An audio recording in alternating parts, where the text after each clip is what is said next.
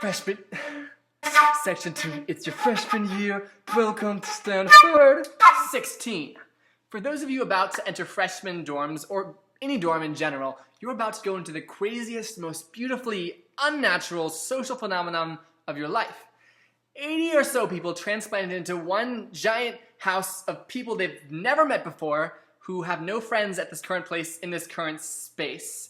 There are chants, everyone goes to places together in a giant mob, they all eat together in a giant buffet every meal. It's beautiful, yes.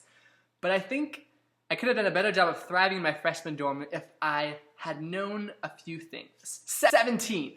Go out of your comfort zone to meet people where they are at. To do the things that they love doing, obviously within reason. Don't bother feeling suspicious or judgmental or unsure of other people's lives and lifestyles and preferences. Instead, feel incredibly curious and eager to experience new things, or at the very least, understand their experience of things that are new to you. 14. The toughest thing about freshman year is not knowing this is water. Shout out to David Foster Wallace. Instead of saying, whoa, this is Stanford, I totally am lacking in what I need to survive and to have what it takes. Or, this is Stanford. Shoot, I guess I don't have what it takes to have a degree in X, say instead. Okay, this is freshman year, week 1, Tuesday morning, being super lost in lecture at 10:37 after staying up till 3 talking to my roommate. Whoa, well, I'm thankful for this day, but I don't really like this 10:37 feeling of week 1, Tuesday in lecture.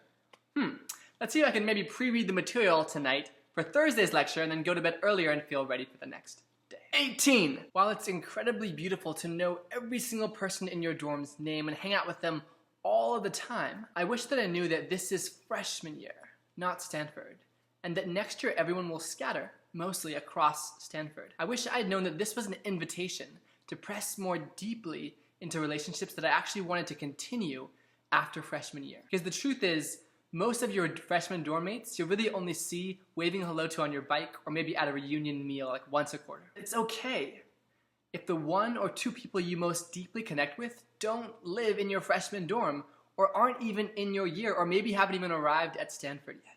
I didn't meet most of my amazing friendships in my freshman dorm or even my freshman year.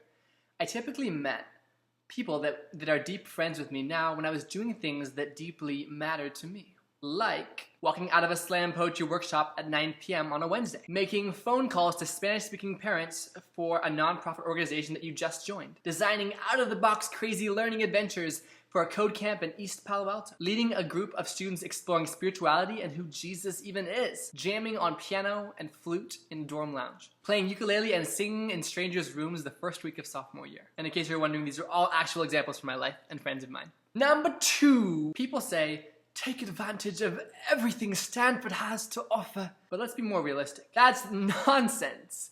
You can't. Learn instead to sit with the feeling of amazing opportunities passing you by. Both by choice and often, especially freshman year, by you being rejected. Don't tell me what you're doing.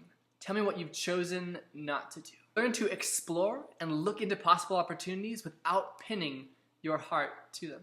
3. People claim, it's the best 4 years of your life. First off, Stanford itself is a summer camp, in my view. Dining halls, big dorms full of lots of kids your exact same age, gyms, swimming pools, free stuff, games, parties. If the best 4 years of your life are guaranteed to happen in a 4-year summer camp, I think you need to rethink your life.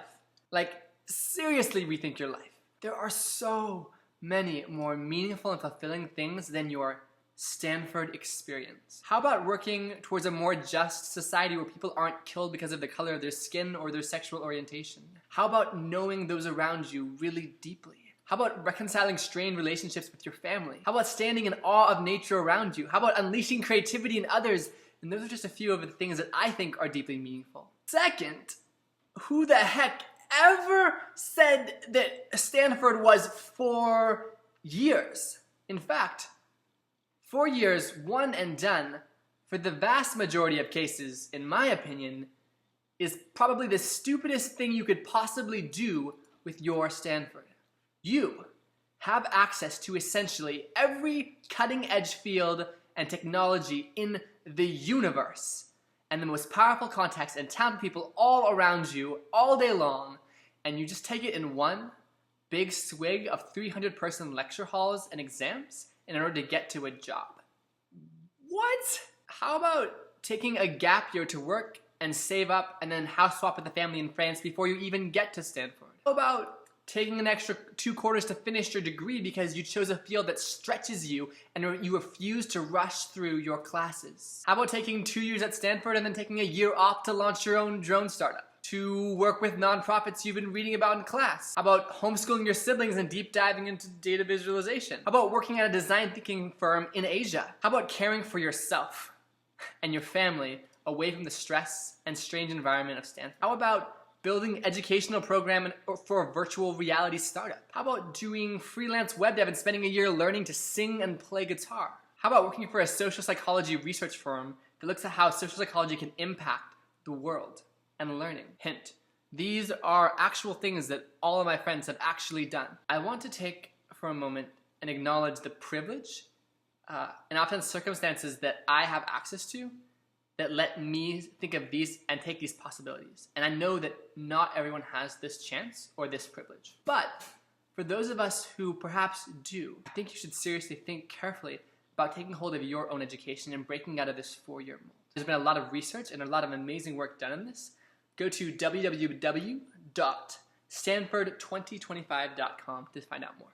4. One of the most important things that happens at Stanford isn't even required, and that is synthesis. Lectures and sections and readings take you through a variety of questions and perspectives intensely all quarter long. But the value for you is exactly in what you choose to reflect and synthesize and carry on with you. So journal, tell a story of what you're learning, tell other people what you've learned when they ask how school is. Struggle, turn in assignments late. Take the time to really learn well and synthesize and figure out what you want to take away from the material learning. Ask yourself, what questions can I now ask based off this exposure? What invitations have I received? 5. On that idea, take at least 1 skill class per quarter. Skill class, to me, means you can do or make or organize or present something meaningful that you couldn't have before taking that class. For example, take an Intro to Creative Writing class, CS 106A, a D-School class, an Ethnic Studies class. You're able to view, say, and look at your own ethnic identity in a whole new way and communicate to the world around you. Intro to Hip Hop, Social Dance, a class on data viz, design sketching.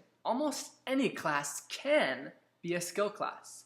It's really about entering with a mindset of asking deep questions that matter to you and having a desire to let it change or empower you in some significant way afterward. Some classes do this fundamentally. However, the more you overload yourself, the less even fundamentally skillful classes will actually give you skills. You end up just getting through the classes, but you don't actually carry that much forward with you. During a class, ask yourself, a year from this quarter, what will I be bringing with me?